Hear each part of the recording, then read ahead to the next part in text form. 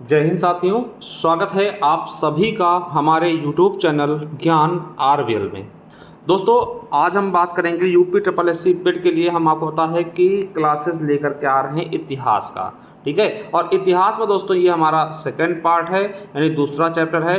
आज हम देखेंगे सिंधु घाटी सभ्यता के बारे में, ठीक है। आपको पता है कि हम पेट की फ्री क्लासेस आप सभी को दे रहे हैं। चलिए तो इसको शुरू करते दोस्तों। उसके पहले हम आपको बता दें कि मेरे दोस्तों देखिए, क्लासेस तो हम इस पे दे रहे हैं, मगर दोस्तों अगर आपको इनके पीडीएफ चाहिए, पीडीएफ नोट्स चाहिए दोस्तों, हमारे पेट 2026 के लिए पूरा पीडीएफ नोट्स हमने बैच लॉन्च किया है। आप देख सकते हैं इन टॉपिक्स के पीडीएफ नोट्स आपको मिलेंगे इस बैच में, जैसे पूरा इतिहास के, ठीक है, जो पेट के अकॉर्डिंग है, संविधान हो गया, भूगोल हो गया, है ना, आंदोलन हो गया, अर्थव्यवस्था हो गया, विज्ञान हो गया, जो स्ट्रैटेजी के है इसमें, ठीक है, हिंदी और करंट अफेयर, इन सब की पीडीएफ आपको इसमें टॉपिक वाइज डाल दी जाएगी। धीरे धीरे दोस्तों इसमें जैसे जैसे अपडेट होगा उसमें डालते जाएंगे, ठीक है। तो जिससे आप निकाल के अगर आप चाहते हैं प्रिंट करवा के भी पढ़ सकते हैं। दोस्तों इसका प्राइस हमने रखा था 199 रुपये, मगर पहले 100 बच्चों के लिए 125 रुपये इसका ऑफर प्राइस है। तो लिंक नीचे मिल जाएगा, जा करके आप डाउनलोड करिए ज्ञान आरवीएल ऐप, वहाँ से आप इसको परचेस कर सकते हैं और दोस्तों अपनी पढ़ाई को बहुत ही अच्छे से बूस्टअप कर सकते हैं, ठीक है।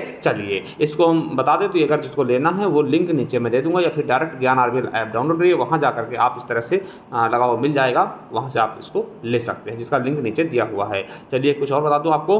तो जैसा दोस्तों हमने बताया था कि सब कुछ हम पूरा जीके पढ़ाएंगे। जीके में देखिए हमने इतिहास शुरू किया था, पहले वीडियो हमने इतिहास का परिचय पढ़ाया था, भारतीय इतिहास का परिचय बताया था। अब दूसरा वीडियो दोस्तों हम सिंधु घाटी सभ्यता देखने वाले हैं। इसी प्रकार से हम आगे क्रमानुक्रम बढ़ते रहेंगे, ठीक है। तो आज हम देखेंगे सिंधु घाटी सभ्यता के बारे में। तो चलिए शुरू करते हैं। तो साथियों देखते हैं सिंधु घाटी सभ्यता। देखिए आप सभी मतलब जो भी चीज़ें हैं कमेंट बॉक्स में कमेंट करके जरूर बताइएगा कि क्लास कैसी लगी, ठीक है। और इसी तरीके से दोस्तों हम पूरा पेट की मतलब कोशिश करेंगे कि पूरा आपका कोर्स पेट का हमारे इसी यूट्यूब चैनल पे फ्री ऑफ कॉस्ट करा दी जाए। इसका हम एक प्लेलिस्ट भी बना देंगे यूपी ट्रिपल एससी पेट 2026 के नाम से। चलिए देखते हैं सिंधु घाटी सभ्यता के बारे में, ठीक है। सिंधु घाटी सभ्यता के बारे में जब देखते हैं दोस्तों, इसे आप हड़प्पा सभ्यता भी कहते हैं, ठीक है। हड़प्पा सभ्यता भी कह सकते हैं, सैंधो सभ्यता के भी नाम से जानते हैं। आपसे पूछ सकता है कि, है ना, सिंधु घाटी सभ्यता का अन्य नाम क्या है। देखिए आपसे पूछा भी गया है यूपी पुलिस के एग्जाम में, तो याद रखेंगे कि सिंधु घाटी सभ्यता को ही हम हड़प्पा सभ्यता या फिर सैंधो सभ्यता के नाम से भी जानते हैं। क्वेश्चन देखिए आपके यूपी पुलिस में इस तरीके से पूछा गया है, तो इन चीज़ों को आपको याद रखना है। अब देखिए आपके दिमाग में ये चल रहा होगा कि सर इसका नाम हड़प्पा सभ्यता क्यों पड़ा, क्योंकि देखिए आपको बताते हैं कि जो सिंधु घाटी सभ्यता है ना, तो इसकी जो नवीनतम जानकारी, मतलब जानकारी जो हुई थी सबसे पहले 1921 में, आपको पता है कि ये जो है, जो हड़प्पा नामक स्थल है वो दोस्तों पाकिस्तान में अवस्थित था, जो कि सबसे बड़ा माना जाता, ठीक है। इसीलिए इसका नाम हड़प्पा सभ्यता भी पड़ गया था, ठीक है, याद रखेंगे। और उसमें पूर्णतः नगरीय सभ्यता थी, ठीक है। और याद रखेंगे दोस्तों, देखिए आपको पुलिस से पूछा गया ना, अभी देखिए यूपी ट्रिपल एससी पेट 2025 से पूछा गया था कि दक्षिण एशिया की पहली नगरीय सभ्यता कौन सी थी, तो सिंधु घाटी सभ्यता दक्षिण एशिया की पहली नगरीय सभ्यता थी। अभी हड़प्पा सभ्यता दक्षिण एशिया की सबसे नगरीय सभ्यता थी, ठीक है। चलिए हमने बता दिया कि हड़प्पा संस्कृति का नाम, मतलब सिंधु घाटी सभ्यता का नाम हड़प्पा संस्कृति क्यों पड़ा, क्योंकि इसकी जानकारी सर्वप्रथम 1921 में पाकिस्तान में अवस्थित हड़प्पा नामक आधुनिक स्थल से प्राप्त हुई थी, इसलिए इसको हम क्या बोलते हैं, हड़प्पा सभ्यता भी कहते हैं। आपको पता है दोस्तों कि 1947 के पहले पाकिस्तान भी कहीं ना कहीं दोस्तों भारत का हिस्सा था, ठीक है। और बांग्लादेश भी भारत का हिस्सा था दोस्तों, ठीक है। 1971 में पाकिस्तान, ठीक है, से बांग्लादेश अलग हो गया था। पता है पूर्वी पाकिस्तान और पश्चिमी पाकिस्तान था, जिसमें से पश्चिमी पाकिस्तान आज वर्तमान में पूर्वी पाकिस्तान बांग्लादेश के नाम से जाना जाने लगा। तो ये पहले पूरा भारत का ही पार्ट था। उसी जरिए से दोस्तों क्या है कि पाकिस्तान पहले भारत का हिस्सा था, वहाँ पड़ता था हड़प्पा स्थल, ठीक है, समझ रहे हैं। चलिए आगे चलते हैं दोस्तों। आपको बता दें कि सिंधु घाटी सभ्यता के लोग कांस्य बनाने के लिए तांबा और टीन को मिश्रित करते थे। दोस्तों आपको पता है कि भैया ये लोग कांस्य बनाना सीख गए थे। कांसा धातु होता है दोस्तों, उसको बनाना सीख गए थे। किससे बनता है कांसा, तो दोस्तों आप बताएंगे तांबा और टिन को मिला करके दोस्तों क्या बनता है, हमारा कांस्य बनता है। तो आपसे पूछेगा कि कांस्य युगीन सभ्यता किसको कहते हैं, दोस्तों आप कह सकते हैं कि यहाँ पर कांसे की खोज हो चुकी थी, इसीलिए दोस्तों इसको कांस्य युगीन सभ्यता कहते हैं। और ये देखिए आरआरबी एनटीपीसी में ऐसा कुछ पूछा भी गया है, ठीक है, कि सिंधु घाटी सभ्यता को और किस नाम जानते हैं, तो कांस्य युगीन सभ्यता कहते हैं। एवं जो संस्कृति थी यहाँ की ताम्र पाषाणिक यानी कि प्राक हड़प्पन थी, ठीक है, याद रखेंगे। और आपको बताना चाहूँ तो आपको याद रखना है कि सर्वप्रथम चार्ल्स मैसन ने 1826 में सिंधु घाटी सभ्यता के टीलों का पता भी लगाया था, ठीक है। चलिए वही दोस्तों देखिए क्वेश्चन आपके वीडियो एग्जाम में पूछा गया था यूपी SSSC के कि हड़प्पा की सर्वप्रथम संक्षिप्त खुदाई, संक्षिप्त मतलब छोटा, ठीक है, संक्षिप्त खुदाई किसने की थी, तो सर अलेक्जेंडर कनिंघम द्वारा हड़प्पा सभ्यता की संक्षिप्त खुदाई की गई थी, ठीक है, याद रखेंगे।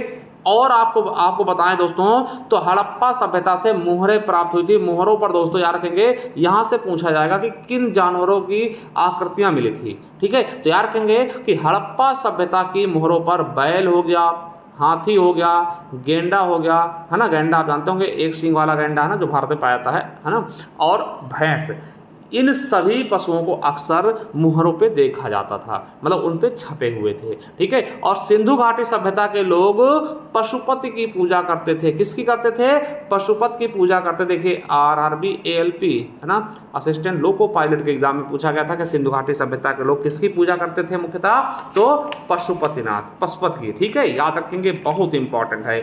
एक चीज और आपको सोचना है दोस्तों, देखिए ये लोग तांबा, टीन और कांस्य से तो परिचित थे। आपसे पूछेगा कि हड़प्पा सभ्यता के लोग किस धातु से अपरिचित थे, या फिर किस धातु का उपयोग नहीं किए थे, या फिर कौन सा धातु इनको ज्ञात नहीं था, तो दोस्तों ये लोग लोहा धातु से अपरिचित थे। लोहा की खोज इस समय नहीं हुई थी, या फिर ये लोग लोहा से परिचित नहीं थे। इन चीज़ों को आपको बिल्कुल अच्छे से दिमाग में बिठा कर रखना, क्योंकि यहाँ से क्वेश्चन बनते हैं। और ये क्वेश्चन देख सकते हैं यूपी SSSC पेट 2025 के एग्जाम में पूछा भी गया था कि सिंधु घाटी सभ्यता के लोग किस धातु से परिचित नहीं थे, तो आपको बता देना है लौह से, यानी कि लोहे से साथियों ये बिल्कुल ही परिचित नहीं थे, ठीक है, ये लोहे से क्या थे, अपरिचित थे, लोहा या लौह धातु से, ठीक है। देखिए इन चीजों को आपको समझना है अच्छे से और उसको करते जाना है, ठीक है। चलिए बात करते हैं सिंधु घाटी सभ्यता में ईंट से बने भवन पाए गए थे, ये भी याद रखना है। आपसे पूछेगा कि कैसे भवन पाए गए, ईंट से बने हुए भवन पाए गए थे,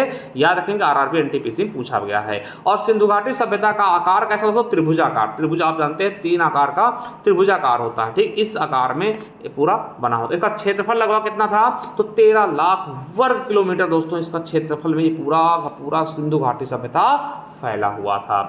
चलिए अगर बात करते हैं दोस्तों सिंधु घाटी सभ्यता की, दोस्तों खोज 1921 में जॉन मार्शल की अध्यक्षता में दयाराम साहनी द्वारा की गई।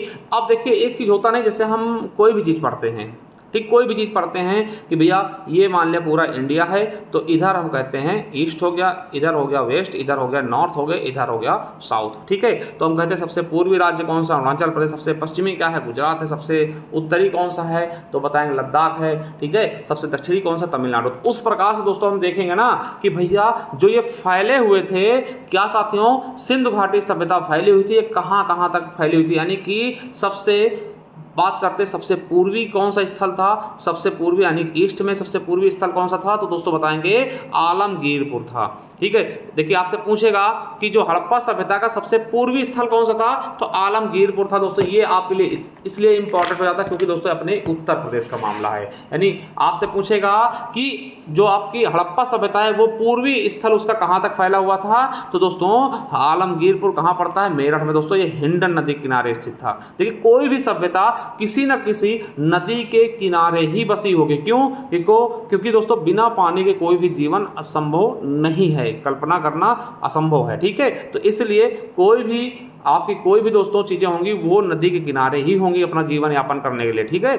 चलिए तो सबसे पूर्वी स्थल आपसे पूछेगा, तो सबसे पूर्वी स्थल यानी ईस्ट वाला क्या हो जाएगा ये, आलमगीरपुर। आलमगीरपुर है ना। आपसे पूछेगा कि हड़प्पा सभ्यता का सबसे पूर्वी स्थल कौन सा था, तो आलमगीरपुर कहाँ है स्थित, तो मेरठ। मेरठ कहाँ पड़ता है, उत्तर प्रदेश में। ठीक है, आपको पता होगा कि मेरठ को हम क्या बोलते हैं, क्रांति नगरी के नाम जानते हैं, कैंची नगरी के नाम जानते हैं, और मेरठ जो अपने खेल के सामान के लिए बहुत ज़्यादा फेमस है, हिंडन नदी के किनारे, ठीक है, स्थित है।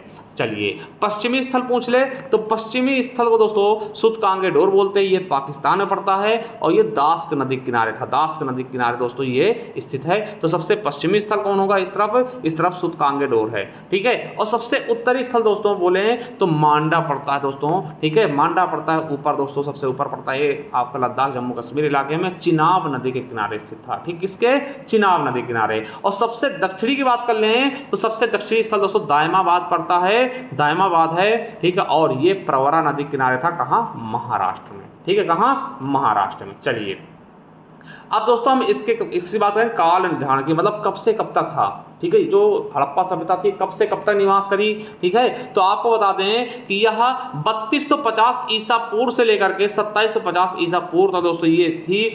ये किसके अनुसार था, तो जॉन मार्शल के अनुसार। क्या, जॉन मार्शल के अनुसार कितनी इसकी काल निर्धारण बताई गई है, तो 3250 ईस्वी से ईसा पूर्व से लेकर के 2750 ईसा पूर्व तक।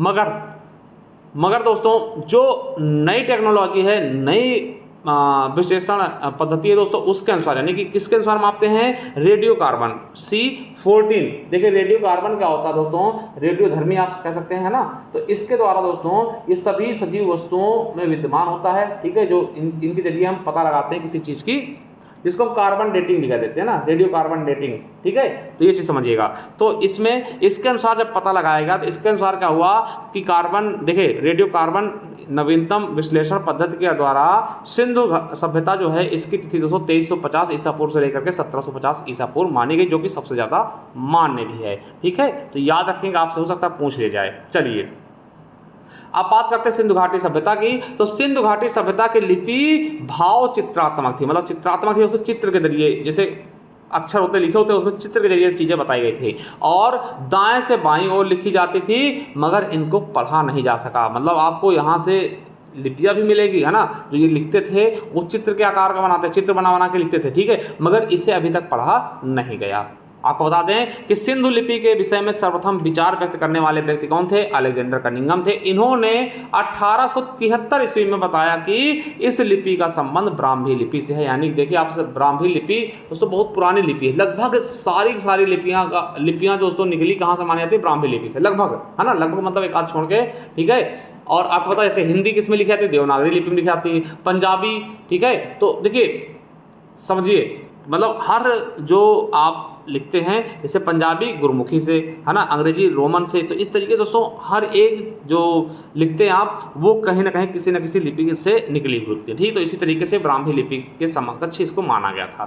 ठीक है, जो सिंधु लिपि, मगर इसको पढ़ा नहीं जा सका अभी तक। ठीक है, चलिए अब देखिए समझिएगा कि नोट करके लिख लीजिएगा कि सिंधु लिपि को पढ़ने का सर्वप्रथम प्रयास किसने किया था, 1925 में L.A. वैडल ने किया था। और नोट करके लिखिएगा कि ब्राह्मी एवं खगोष्ठी लिपियों की उद्चित जेम्स प्रिंसेस द्वारा की गई, सीधे से पूछा गया। और खरोष्ठी लिपि, देखिए खरोष्ठी लिपि दाहिने से बाएं ओर लिखी जाती है, ये बीपीएससी में पूछा गया। ठीक है, आपसे पूछेगा इनका समाज कैसा था, तो मातृ सत्तात्मक। देखिए मातृ सत्तात्मक जानते हैं, जहाँ पे माता को प्राथमिकता दी जाती है। जैसे साउथ में जाएंगे वहाँ क्या है सभ्यता, मातृ सत्तात्मक। हम लोग यहाँ क्या है, पितृ सत्तात्मक, पिता के नाम से हम लोग जाने जाते हैं। ठीक है, ये चीजें। व्यवसाय क्या था इनका, कृषि और व्यापार। वर्ग यहाँ दोस्तों कैसे बटे थे, पुरोहित, व्यापारी, अधिकारी, शिल्पी और श्रमिक। ठीक है, याद रखेंगे कि स्टुअर्ट पिगट ने क्या बोला था, स्टुअर्ट पिगट ने हड़प्पा और मोहनजोदड़ो को हड़प्पा सभ्यता की जुड़वा राजधानियां भी कही थी। ठीक है, किसने कहा था, स्टुअर्ट पिगट ने क्या बोला कि हड़प्पा और जो मोहनजोदड़ो हैं ये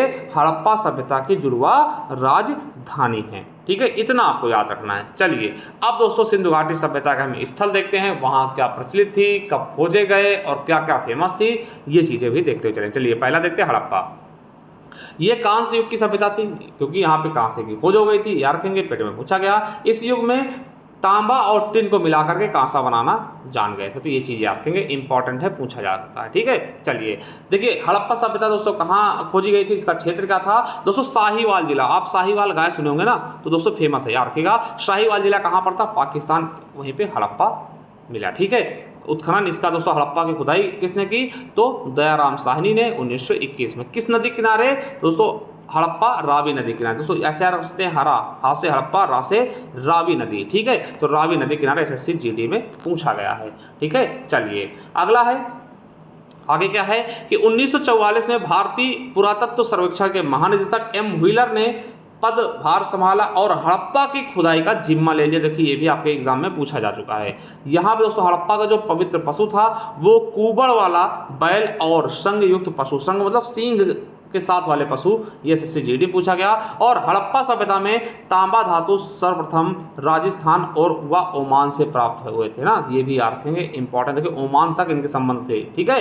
हड़प्पा के निवासी शतरंज खेल में रुचि रखते थे। देखिए आप देख सकते हैं उस समय भी शतरंज खेल रहे थे ये लोग ना, वैसे मानते भी हैं कि शतरंज का आविष्कार भारत में ही हुआ था ना, ये माना जाता है। चलिए विशेषता क्या थी दोस्तों, हड़प्पा सभ्यता की विशेषता शहरी निवासी थे, गृह निर्माण घर बनाते थे, जले हुए गेहूं और जौ के साक्ष्य यहाँ से मिलते हैं, कपास की खेती के भी साक्ष्य मिलते हैं, पासा जानते हैं ना, ठेलने वाला, और दर्पण यानी शीशे के भी साक्ष्य मिलते हैं, महिला के गर्भ से निकलता हुआ पौधे का चित्र मिलता है, मछुआरे के चित्र, कांस्य दर्पण यानी कांसे का दर्पण शीशा, शवों को दफनाने के साक्ष्य यानी यहाँ पे शव क्या होते थे, दफनाए जाते थे, ठीक है, शव मरने के बाद उसको दफनाते थे, तांबे की गाड़ी मिली थी, और पत्थर की बनी नृत्य करते हुए पुरुष की मूर्ति, जिसको नटराज आप कहते हैं ना, नटराज आपने देखा होगा, ठीक है, उस पर एक पुरुष की मूर्ति होगी है ना, नाचते हुए, तो वो दोस्तों यहीं से मिली थी, आरआरबी एनटीपीसी में पूछा गया था।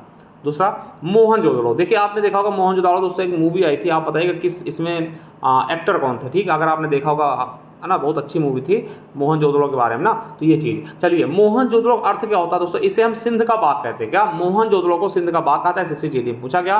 यहाँ से नाव के चित्र या मॉडल भी प्राप्त हुआ दोस्तों, नाव के चित्र या मॉडल भी प्राप्त हुए। तो और अगर बात करते हैं कि मोहनजोदड़ो का सिंधी भाषा का अर्थ क्या होता है दोस्तों, सिंधी भाषा शब्द इसका अर्थ क्या होता है, तो मृतकों का टीला, द डेड ऑफ माउंटेन। दोस्तों बहुत बार ये क्वेश्चन पूछा गया, मृतकों का टीला हम किसे कहते हैं, तो मोहनजोदड़ो का अर्थ है मृतकों का टीला। देखिए आरआरबी एनटीपीसी में, ग्रुप डी में, वीडियो में, हर जगह पूछा गया। तो दोस्तों मोहनजोदड़ो क्षेत्र क्या था, तो लरकाना जिला, सिंध प्रांत, पाकिस्तान, एनटीपीसी में पूछा गया। इसका उत्खनन दोस्तों 1 साल बाद 1922 में राखालदास बनर्जी, है ना, समझ रहे हैं। और नदी सिंधु नदी, ठीक है, कौन सी नदी, सिंधु नदी किनारे, ठीक है। सिंधु, आप एक चीज देखिए, आप कमेंट बॉक्स में जरूर बताइएगा कि दोस्तों सिंधु जल समझौता, ठीक है, सिंधु जल समझौता किन देशों के बीच हुआ, कब हुआ था, और इसमें मतलब चीज़ें क्या कही गई थी। अगर आपको पता है तो आप कमेंट बॉक्स में कमेंट कर सकते हैं। अगर मुझे अच्छा लगा डिटेल्ड में आंसर तो मैं आपके कमेंट को पिन भी कर दूंगा, ठीक है। चलिए सर्वाधिक जनसंख्या और दूसरा सबसे बड़ा स्थल, आपसे पूछेगा कि सबसे ज़्यादा जनसंख्या कहाँ थी, तो मोहनजोदड़ो में, और दूसरा सबसे बड़ा स्थल कौन सा था, मोहनजोदड़ो, ठीक है, हड़प्पा सभ्यता का। चलिए विशाल अन्नागार व विशाल स्नानागार यहाँ से प्राप्त हुए। विशाल स्नानागार एक आयताकार टैंक में थे, ठीक है, यहाँ से बुने हुए कपड़े के साक्ष्य मिलते हैं, स्वास्तिक का चिन्ह मिलता है, कांसे की नर्तक की मूर्ति यानी कि डांसिंग गर्ल भी मिलती है, ठीक है। प्रत्येक मकान में कुएं के साक्ष्य मिलते हैं, मिट्टी का तराजू होता है ना, गले हुए तांबे के ढेर मिलते हैं, भट्ठों के अवशेष मिलते हैं, नटराज की मूर्ति, ठीक है, दाढ़ी वाले पुजारी की मूर्ति, ठीक है, और पुजारी राजाओं की मूर्ति, और पशुपति मोहर भी यहाँ पे देखिए आपके क्वेश्चन पूछे भी जा चुके हैं एग्जाम में ना, देखिए वीडियो पूछा गया है ये दोनों कि पशुपति की मोहर कहाँ से मिली, है ना, ये चीज़ें। और मुद्रा में अंकित पशुपतिनाथ की मूर्ति, मातृ देवी की मूर्ति, पशुपतिनाथ की मूर्ति जिसके चारों ओर हाथी, गैंडा, बाघ, भैंसा और 2 बारहसिंघा विराजमान थे, ये भी मिला। यहाँ दोस्तों एक चीज़ ये याद रखिएगा, धोकरा धातु, धोकरा धातु क्या है, धोकरा धातु क्या है दोस्तों, शिल्प जो विश्व की सबसे प्राचीन ज्ञात अलौह धातु ढलाई परंपराओं में से एक है दोस्तों। ये मोहनजोदड़ो में इसके साक्ष्य मिलते हैं। जनजाति और लोक कला वस्तुएं बनाने के लिए भ्रष्ट मोम ढलाई प्राचीन तकनीकी का भी इस्तेमाल किया था। किस तकनीकी का, कास्टिंग मोम ना, यानी कि भ्रष्ट मोम ढलाई प्राचीन तकनीकी का इस्तेमाल करते, ये यूपी पुलिस में पूछा गया। यहीं से ही नृत्य करने वाली लड़की यानी कांस्य की भी मिली थी, यूपी SSC पेड 2025 से पूछा गया। आपसे ये पूछा गया है कि डांसिंग गर्ल की कांस्य प्रतिमा बनाने के लिए किसका इस्तेमाल होता है, किसका प्रयोग, तो मोम, है ना, लोपी ढलाई यानी कास्टिंग का प्रयोग किया गया था, ठीक है। तो याद रखिएगा, इंपॉर्टेंट है। देखिए 2 बड़े हैं, हड़प्पा और मोहनजोदड़ो, याद रखिएगा। चलिए अगला है चन्हुदड़ो। इसका क्षेत्र क्या था? तो सिंध प्रांत, पाकिस्तान। उत्खनन दोस्तों 1935 में गोपाल मजूमदार। उत्खनन के निर्देश किसने दिए थे? तो जे.एच. मैके ने। क्वेश्चन पूछा गया, ये भी सिंधु नदी किनारे था। आपको बता दें, यह सिंधु सभ्यता का एकमात्र नगर था जिसमें सुरक्षा की दीवारें नहीं थी, यानी चारों तरफ सुरक्षा की दीवारें नहीं थी दोस्तों। ये इकलौता ऐसा, समझ सकते हैं, एकमात्र नगर था। ठीक है, सिंधु घाटी। बाकी सबके जगह सबके चारों ओर कैसे दीवारें थी, मगर इसके नहीं थी। ठीक है, यह एकमात्र पूरा स्थल है ना, यह एकमात्र पूरा स्थल जहां से वक्राकार ईंटें मिली थी। देखिए यहाँ से ईंटें किस प्रकार आकार में मिली थी? वक्राकार में, वक्र के आकार में ईंटें मिली थी, एकमात्र, है ना। और सिंधु घाटी सभ्यता का औद्योगिक नगर था ये। मनका बनाने कारखाना यहाँ से मिला, कहाँ से? चन्हू दड़ों से। मनका मोती, है ना, मनका बनाने कारखाना मिला। मुद्रा बनाने का प्रमुख केंद्र था, तो मुद्रा जो चलते थे वो बनते थे यहाँ दोस्तों। लिपस्टिक, काजल, कंघी और कंघा दोस्तों खास करके हाथी के दांत। देखिए यहाँ भी पूरा मेकअप से सराबोर था ना। यहाँ की महिलाएं लिपस्टिक लगाती थी, है ना, काजल लगाती थी, है ना। ये सब चीज़ें यहाँ से भी चली आ रही। देखिए चन्हू दड़ों से ये सारी चीज़ें चली आ रही जो अभी तक इन सब का पीछा किए हुए हैं ना। और याद रखिएगा कि बिल्ली का पीछा करते हुए कुत्ते के चिन्ह, यानी बिल्ली और कुत्ता, देख सकते हैं बिल्ली का कुत्ता पीछा कर रहा, उसके चिन्ह मिले हुए हैं। ठीक है, ये याद रखेंगे। और 4 पहिए वाली गाड़ी हो गई, कंघा हो गया, अलंकृत हाथी हो गया और दवात भी यहाँ से मिला था। चलिए अगला है लोथल। क्या? लोथल दोस्तों, अगर मैं लोथल की बात करूं, इसे लघु मोहनजोदड़ो भी कहते हैं, याद रखिएगा। और हड़प्पा सभ्यता का मानचेस्टर भी कहते हैं। ठीक है, हड़प्पा सभ्यता का मानचेस्टर भी कहते हैं। ठीक है, याद रखिएगा। और कांस्य युग के दौरान भारत की समुद्री शक्ति के सबूत के रूप में दोस्तों ये बंदरगाह शहर लोथल था। ये होमगार्ड में पूछा गया था कि लोथल क्या था? एक बंदरगाह था। क्या था? बंदरगाह था। बंदरगाह क्यों? क्योंकि ये दोस्तों गुजरात में बंदरगाह, गुजरात का बंदरगाह था दोस्तों, जिसे हम लोथल के नाम से जानते हैं। नहीं, बंदरगाह था एक हिसाब से, क्योंकि बाहर से जो हम व्यापार करते थे वो इसी जरिए करते थे। ठीक है, चलिए क्षेत्र दोस्तों अहमदाबाद, गुजरात। उत्खननकर्ता 1955 में रंगनाथ राव, SR राव। ठीक है, चलिए नदी भोगवा नदी किनारे था लोथल। याद रखेंगे, ये दोस्तों कैसा था? मानव निर्मित बंदरगाह था। पेट में पूछा गया 2022 में। मानव निर्मित बंदरगाह था। मनका निर्माण के विशिष्ट केंद्र था। यहाँ पे सफाई का ध्यान बहुत अच्छे रखा गया। सिंधु घाटी सभ्यता का व्यापारिक नगर था। भैया जब आप, है ना, बंदरगाह के किनारे हैं तो यहाँ तो व्यापार होगा ही होगा। बाजरा, चावल, आटा पीसने की चक्की, फारस की मुहरें, है ना, हाथी दांत, घोड़े की हड्डियों के साक्ष्य मिले। युगल समाधान, मतलब जो जोड़े में शव को मतलब दफनाना, ठीक ऐसे। स्वर्ण आभूषण, दिशा सूचक यंत्र दोस्तों, जिसको कंपास बोल सकते हैं। धान की भूसी मिली।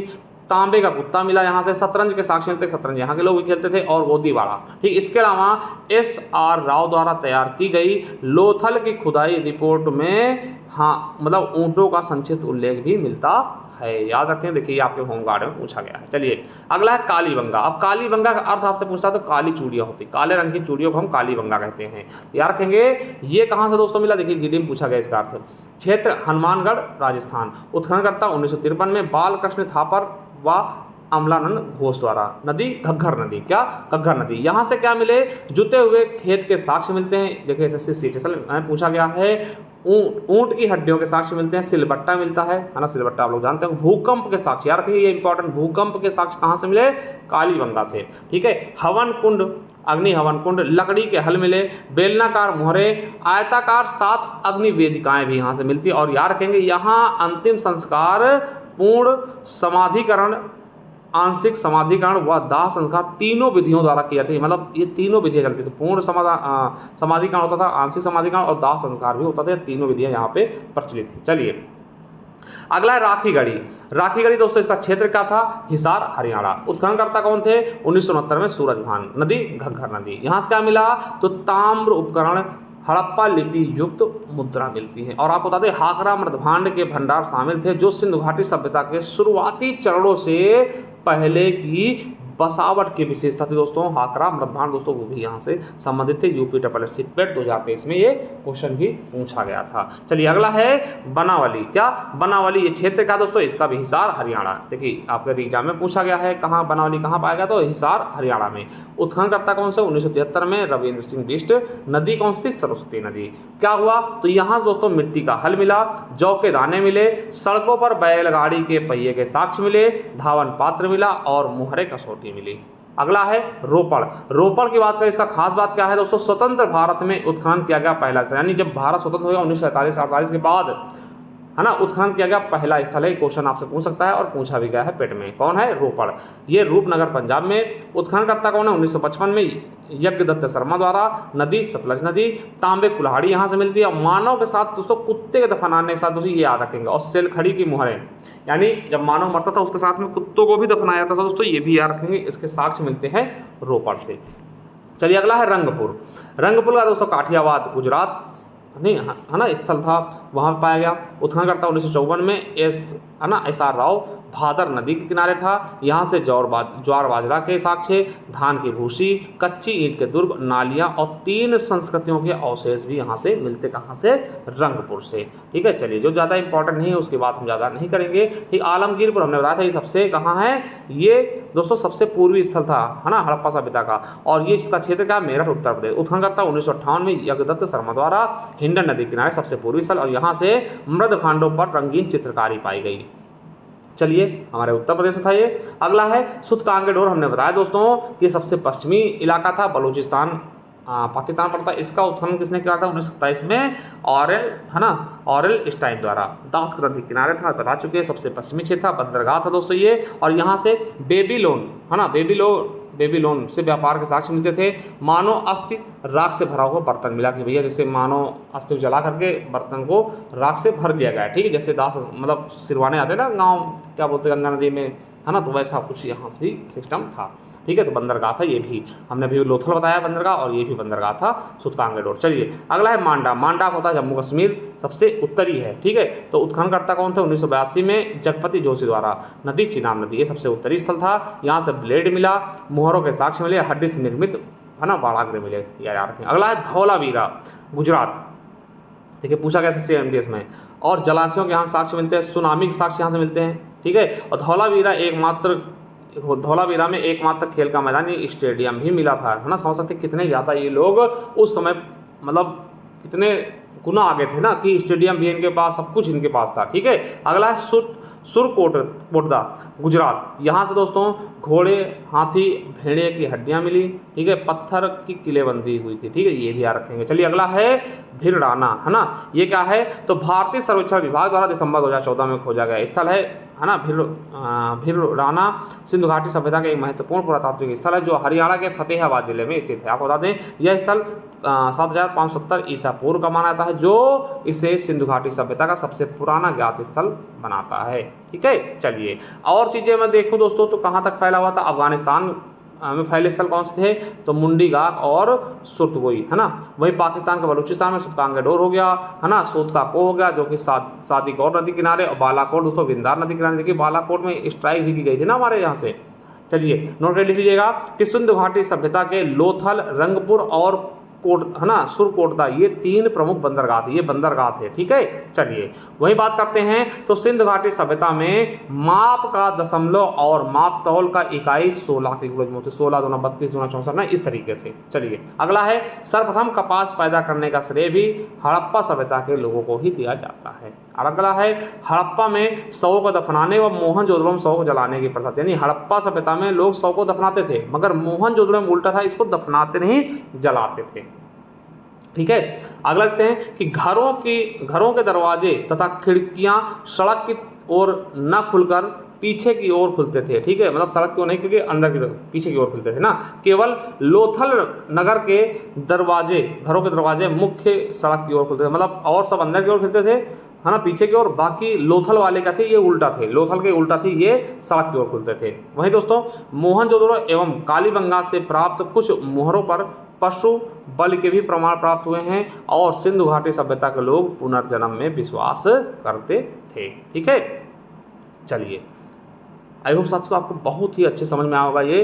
तो आज का ये हमारा दूसरा वीडियो भी समाप्त हो गया। कैसा लगा जरूर बताइएगा। ठीक है, फिर से मैं कह रहा हूँ दोस्तों, जिनको इनकी PDF बैच चाहिए वो ले सकता है दोस्तों। इसमें धीरे धीरे सारी PDF आपको डाल दी जाएंगी, है ना, टॉपिक वाइज, है ना। तो ये आप ले सकते हैं। अभी दोस्तों आपको बता दें केवल पहले 100 बच्चों के लिए 125 रुपये में है, नहीं तो इसको जो प्राइस है वो 99 रुपीज़ कर दिए, 199 कर दिया जाएगा। ठीक है, लिंक नीचे मिल जाएगा, जा करके आप ले सकते हैं। ज्ञान रिवील ऐप डाउनलोड कर लीजिए, वहाँ से आप जा करके, है ना, PDF वाले कॉलम में, ई-बुक्स वाले कॉलम में जा करके इसको परचेस कर सकते हैं। चलिए थैंक यू, धन्यवाद दोस्तों। मिलते हैं हम नेक्स्ट वीडियो में, तब तक के लिए जय हिंद, जय भारत। एक बार कमेंट बॉक्स में जरूर बताइएगा कैसी लगी video. Thank you, love you all, bye.